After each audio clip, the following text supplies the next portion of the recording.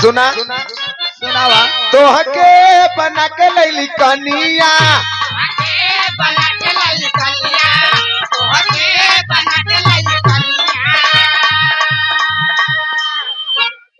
तोहके बना के लैली कनिया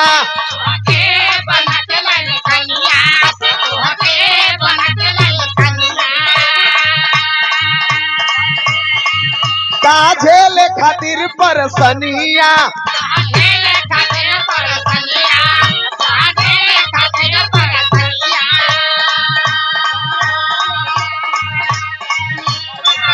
बाटे हमारा ले धन जदी मना का बैंक में रखाई जवनिया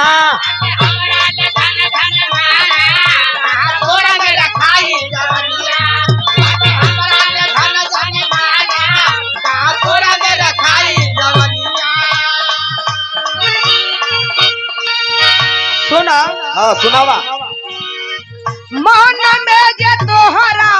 सवार रही राजा जी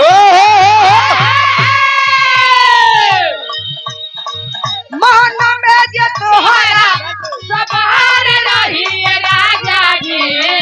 तेरे कमरिया जिंदगी भर रही राजा जी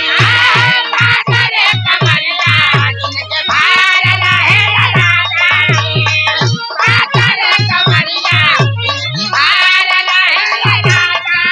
सुना सुनावा बर्दाश्त कर भगवान चचा आगे न पहले उनसे ले ला नहीं आवेदन बर्दाश्त कर ही के बाद यही पे चले आई जदि धीर धक खैबा हो मजा ढेर दिन ले पैबा हो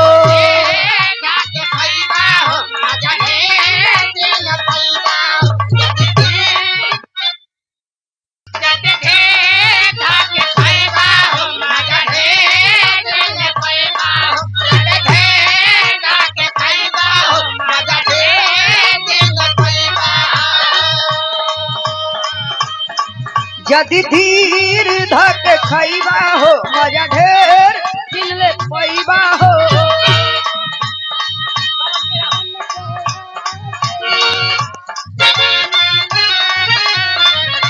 कहम के ना सेलू हो कई की पिया सेलू हो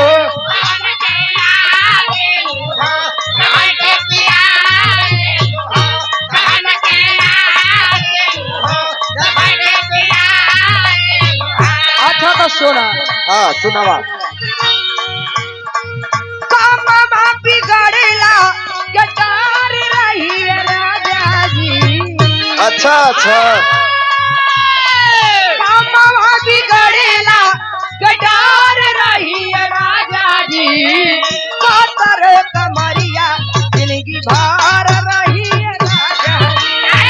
कातर कमरिया जिंदगी भर रहे राजा जी